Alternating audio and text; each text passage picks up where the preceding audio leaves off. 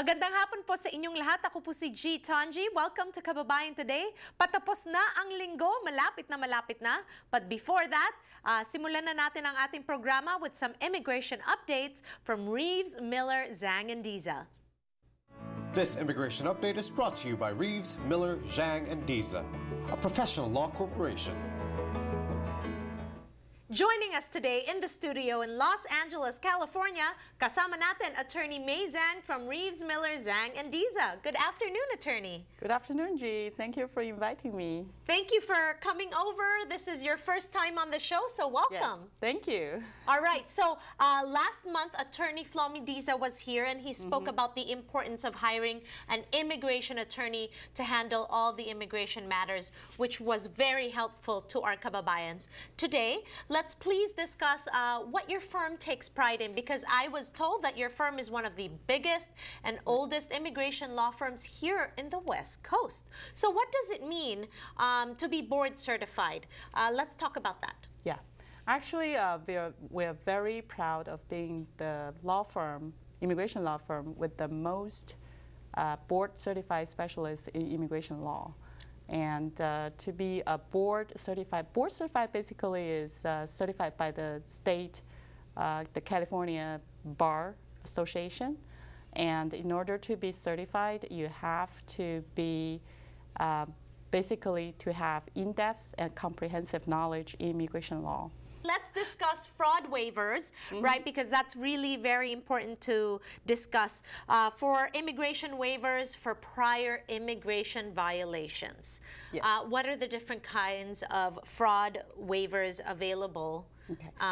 Yeah, there are like a variety of waivers. And when it comes to fraud, well, fraud sounds a little bit harsh, right? It sounds very bad. What the legal term is basically material misrepresentation. Basically, you lie about something important to immigration officers. A very common thing, I'll give you examples, like for non-immigrant visa applications, when people try to come here on a tourist visa, for example, they would say, you know, attorney, someone told us not to put your marital status as single. Oh, as single. You better to be married. Okay, so there's all this hearsay about what you need to put down, but really, ultimately, don't lie. Yes, that's considered material because it cut off a line of inquiry. If you say you're married, you're basically saying, I have a stronger tie to my home country because I'm married. That's the purpose in order to get a tourist visa or make it easier to get a tourist visa. And it's unfortunately, even though I'm like, oh, I'm just worried about my marital status, it's not really that important, right? But unfortunately, you need a waiver. It's considered material misrepresentation. Okay. Or also very common, we've done many waivers in this situation that the applicants will lie about their name. Their name? Yeah, that they come in under an assumed name. Usually what's happened is that the person applied for a tourist visa under their own name, but got a denial. So they use a different name to reapply again. Yes, and then they got approved. But if you do that, it's a fraud. It's a fraud. And then you need a waiver in order to get your green card later on. Okay. Yeah. Okay, so let's talk about the H1B visa, because people misrepresent on that as well. Yes, exactly. I've had clients who submitted fake, H1B, the requirement is that you have to have a bachelor degree or equivalent. Right. That means you have to have at least a bachelor's degree, a real one. Right, because in the Philippines, people can buy that at a certain place in town. They buy diplomas. So obviously, you can't do that, right? You cannot. And then you do not lie about your working experience, okay? Because, for example, if you say I'm an accountant and I have 5 years of experience. Yes, as an accountant. But I've got a case I remember where the client lied about her experience, and the consulate, when she applied for green cards here, the USCIS, the immigration agency here, contacted the U.S. Embassy in the Philippines, and they actually did an overseas investigation.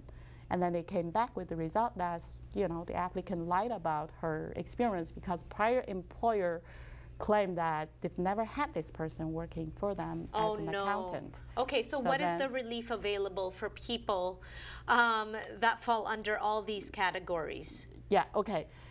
People who lied about their, you know, whatever prior lies, and then try to apply for their green card, they need a waiver. We call it 601. That's the form, the number of the form they need to file.